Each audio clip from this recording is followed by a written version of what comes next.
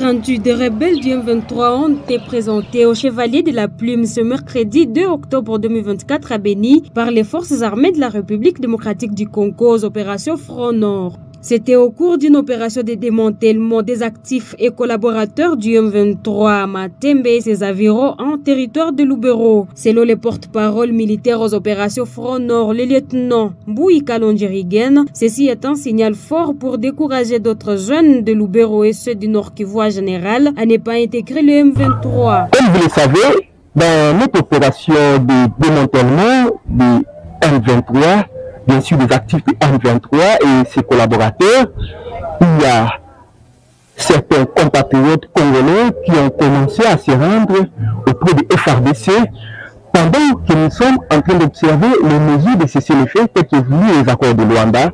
Ils sont nombreux, tels que vous les voyez, ils ont désiré se rendre auprès du FARDC et ils relateront le calvaire qu'ils ont vécu de leur côté, une façon de décourager certains jeunes de Lubero et du Nord Kivu en général qui veulent intégrer le mouvement du M23. Je vous propose de suivre leur témoignage. Kwa jina mimi naitwa Iragi Mongano Erite. Niliingia kwa jeshi ya M23 kutokea Bukavu kujirekrute Mushaki.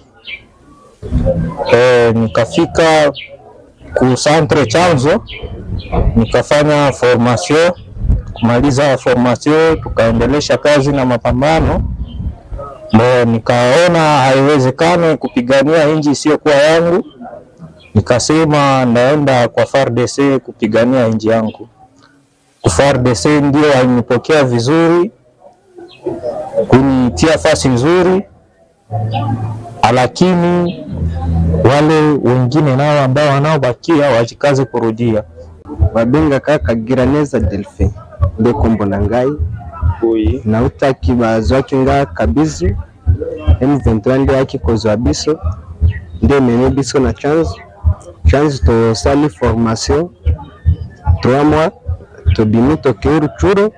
Après Ruchuru batindi biso Kinyandoni, après Kinyandoni batindi biso Kaunga Mabenga, après Mabenga Bitumba nde bandaki bazongi si biso sima zalaki mbula misatu kuna koza place ya mabe M23 zwaka basoda mabe soda ko bimana defense te soki abimi abakobeta efimbo soki babeti efimbo te bakobumaye ndio loko tinda kinga na lungwa kuna poko toyo nde pa biso ngana za Kongole na boki ko bundana barande na to bundisa baninga nanga nde na utaki kuna na kima kinga moko na kimila kia vichungi.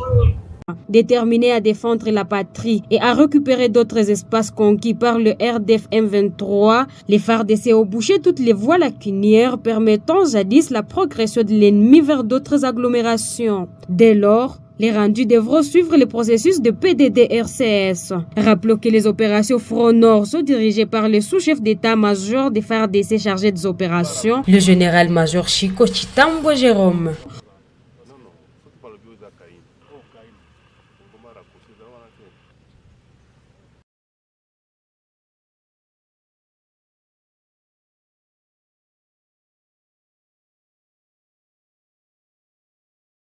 Umuyobozi mukuru w'umuryango w'abibumbye muri Kongo MONUSCO Madamu Bintou Keita yavuze ibyo ubwo yagezaga ijambo rye ku nteko y'akanama gashinzwe umutekano ku isi mu mujyi wa New York muri Leta Zunze Ubumwe za Amerika. Mu ijambo rye uyu muyobozi yumvikanye ashimangira uburyo ingabo z'umuryango w'abibumbye ziri mu butumwa bw'amahoro muri Repubulika Demokarasi ya Kongo zatangije ibikorwa bitandukanye bigamije gufasha ingabo za Kongo kurandura Burundi imitwe yitwaje intwaro ihungabanya umutekano mu gihugu. Avuga by'umwihariko ku mutekano wo mu ntara ya Kivu ya ruguru ubu yugarijwe n'intambara Angola, Madamu Bintou Keita yasobanuye ko nubwo amahoro arambye ataragerwaho nk'uko byifuzwa, hari icyizere gifatika ku biganiro by'u Rwanda muri Angola. Uyu kandi yagarutse no ku ngamba zafashwe ku mpande zose zirebwa n'iki kibazo cy'umutekano, zirimo nko guhagarika imirwano hagati ya FARDC na M23 nk'uko byari byasabwe n'impande zihanganye. Bintou Keita avuga ko kuri ubu zimwe muri izo ngamba zashyizwe mu bikorwa nubwo hakiri bimwe bitarubahirizwa kugeza ubu. Mu ijambo rye, Bintou Keita yavuze ko MONUSCO ishimishwa no kubona ingabo za SADC zaraje nazo mu burasirazuba bwa Repubulika ya Demokarasi ya Kongo gufasha iza FARDC kugarura ituze mu baturage bo mu bice byibasiwe n'imirwano. Yumvikanishije ko kuva aho izi ngabo zagereye muri iki gihugu hari ibitangiye kugenda neza kurusha uko byari bimeze mbere. Avuga ku mutwe wa M23, umuyobozi wa MONUSCO yumvikanishije uburyo umutwe umaze gufata ibice bitandukanye by'intara ya Kivu ya ruguru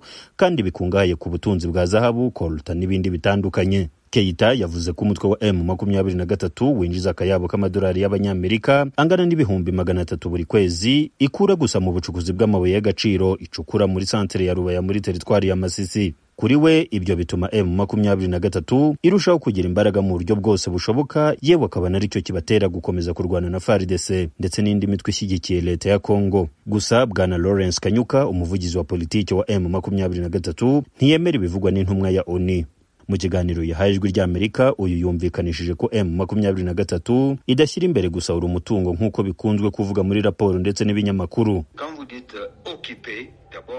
Iyo abantu bavuga gufata, ese bumva iryo jambo icyo risobanuye? Twebwe ntabwo twaje gufata, ahubwo turi mu bice byacu, turi abanyekongo kimwe n'abandi. Izo zahabu n'ibindi bavuga ko twebwe dusahura, ntabwo tubyumva kimwe nabo. Ese ni gute twebwe twasahura umutungo wacu tukawujyana ahandi? Oya, M23 turi abaturage nk'abandi, ntabwo rero twasahura umutungo w'igihugu cyacu. Ibintu bigomba kujya ahagaragara kuko twese turi abakongomani kandi twavukiye muri iki gihugu. Tumubajije uko yumva aya magambo y'umukozi wa MONUSCO aje nyuma y'igihe bamwe mu bayobozi bakuru b'uyu mutwe bafatiwe ibihano na Leta Zunze Ubumwe za Amerika, Bwana Kanyuka yasubije agira ati: icy'ingenzi muri ibyo byose ni ukumenya icyo M23 irwanira. Ntabwo ibihano badufatira hirya no hino ku isi binyuze mu miryango mpuzamahanga tubyitaho, kuko ibyo turabimenyeye cyane, biterwa na guverinoma ya Kinshasa ikomeza kugenda ivuga ko twica abaturage, kandi ibyo bitandukanye n'ibibera imbere mu gihugu. Kuba bafatira ibihano bamwe mu bayobozi ba M23 nta gishya kirimo, kuko ubwicanyi bukorwa na guverinoma bukomeza kuba, ariko umuryango mpuzamahanga ukabirebera. Nubwo Madamu Keita yumvikanisha ko impande zombi zubahirije ibyasabwe na Amerika nko guhagarika imirwano, umuvugizi wa FARDC mu ntara ya Kivu ya ruguru, Lieutenant Colonel Guillaume Njike Kayiko, we avuga ko M23 yo itigeze yubahirizwa ihagarikwa ry'imirwano. Hari ubwoba bukomeye cyane mu bice biyoborwa na M23, cyane ko isanzwe itera ubwoba abaturage ibasukamwe ibibombe. Kuvuga ko M23 yubahirije ubusabe bwawo ndetse na Leta Zunze Ubumwe za Amerika ni ukwibeshya cyane, kuko M23 ntabwo yigeze ishyira intwaro hasi. Twebwe FARDC yo dushyize intwaro hasi tubona badutera mw'ibisasu, ubwo rero natwe tukirwanaho, kuko ntituzihanganira uwo ari we wese uteza umutekano muke mu baturage. Yagaragaje kandi ko ingabo za MONUSCO zikomeza kongera ingufu mu kurinda abasivili no guharanira ko amahoro arambye yakongera kugaruka mu burasirazuba bwa Repubulika ya Demokarasi ya Kongo. Ese bamwe mu baturage bo mu burasirazuba bwa Repubulika ya Demokarasi ya Kongo bumva batizo mpaka? Bintou Keita wenyine yavuze yuko M23 isarura amadolari 300 buri kwezi muri Rubaya. None avuze yuko SADC na MONUSCO byakoze akazi, yo busango bakoze akazi. Buno muri Goma tuba dufite amahoro, buno Rucuru tuba dufite amahoro, Masisi tuba dufite amahoro, no tuba twice nk'abaturage tutagira igihugu. Kandi karakanama ka MONUSCO kuzana umutekano mu isi ntacyo kadukoreye kugira ngo tube twabona amahoro. Kuva aho imirwano yuburiye mu burasirazuba bwa Repubulika ya Demokarasi ya Kongo, abaturage n'amashyirahamwe atandukanye bakomeje kugenda bashinja imiryango mpuzamahanga kurebera ikibazo cy'umutekano muri Kongo, bityo bagasaba ko Leta ya Kinshasa yafata ingamba zikwiye mu kurandura burundu imitwe yose yogoza icyo gihugu. Mu cyumweru gishize perezida wa Kongo Felix Antoine Tshisekedi nawe yagarutse ku kibazo cy'umutekano mu burasirazuba. Mu magambo ye, perezida Tshisekedi yumvikanye akomeza gushinja igihugu gituranyi cy'u Rwanda kuba aricyo giteza umutekano muke muri Kongo, anasaba akanama ka ONU kugifatira imyanzuro ikakaye. Jimmy Shukrani Bakomera, Ijwi ry'Amerika,